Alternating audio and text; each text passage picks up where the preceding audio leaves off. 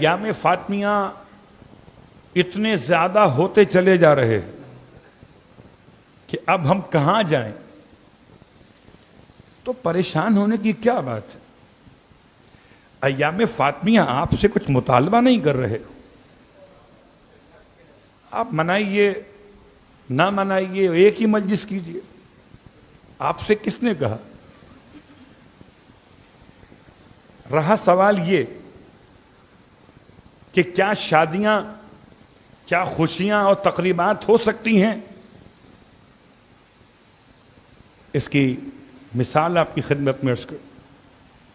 حضرت ختیجہ طاہرہ سلام اللہ علیہا اور مولا ابو طالب علیہ السلام کے انتقال کے بعد رسول خدا نے پورا سال غم کا منایا تھا، تو کیا پورے سال کو شادی نہیں ہوئی تھی؟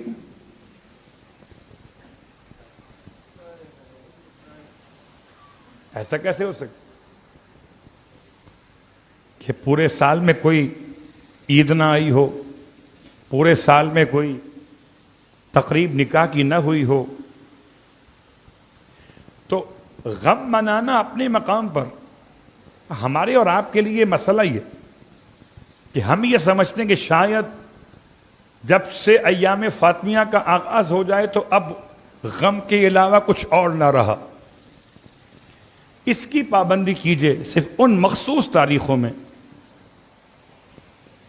جو ایام شہادت سے متعلق روایتوں میں آئی ہیں،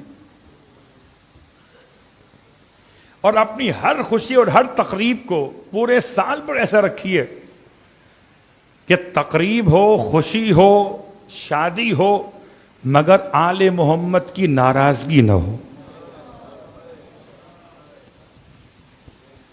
اور کیا آپ مجھ سے بہتر نہیں جانتے یہ بات کہ میرے اور آپ کے گھروں میں جب کوئی دولہا بنایا جاتا عروس، تو کیا جناب علی اکبر کا نوحہ نہیں پڑھتے؟ کیوں پڑھ رہے؟ یہ تو غم ہے، یہ خوشی ہے، آپس میں کیسے میچ کرے گی؟ تو اگر سال بھر چاہے غدیر ہو، ربیع الاول کی 17 ہو، رجب کی 13 ہو، اگر میں اپنے بیٹے کو دولہا بناتا ہوں تو میرا دل چاہتا ہے کہ میں اکبر کا ماتم کروں۔ کیا یہ حرام ہے؟ کیا یہ مکروہ ہے؟ یہ پیروی حضرت امام سید سجاد کہوں یا پیروی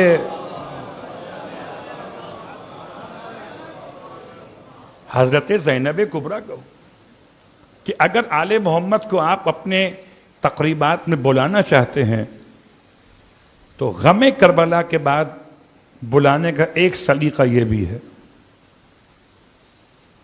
کہ غم آل محمد کا بیان کر لیا جائے، ورنہ تو چلیے چھوڑیے اس بات کو بھی۔ میں اپنے بیٹی کی شادی کر رہا تھا اپنے باپ کے انتقال یا اپنی ماں کے انتقال کے بعد، جب میرا بیٹا دولہا بن رہا تھا، مجھے میری ماں کی دعائیں، میرے باپ کا چہرہ سامنے آ رہا تھا، میں رو رہا تھا کہ ابا حضور زندہ ہوتے بڑی محبت سے اسے پالا تھا، اماں ہوتی تو اس کا چہرہ دیکھتی کتنا خوش ہوتی، آنکھوں سے آنسو جاری ہو رہے تھے۔ تو سب مل کے کیا کہتے تھے کہ روئیے مت، یہ تو ان کی دعاؤں کا نتیجہ ہے۔ تو اگر اپنی خوشی کے موقع پر کوئی اپنا عزیز یاد آ گیا اور آنکھوں میں آنسو آ گئے تو کیا فرق پڑتا؟ بس خیال یہ کرنا ہے کہ اتباع معصوم رہے، خوشی رہے یا غم رہے، ایسا کبھی نہ ہو کہ معصوم کی مخالفت ہو جائے۔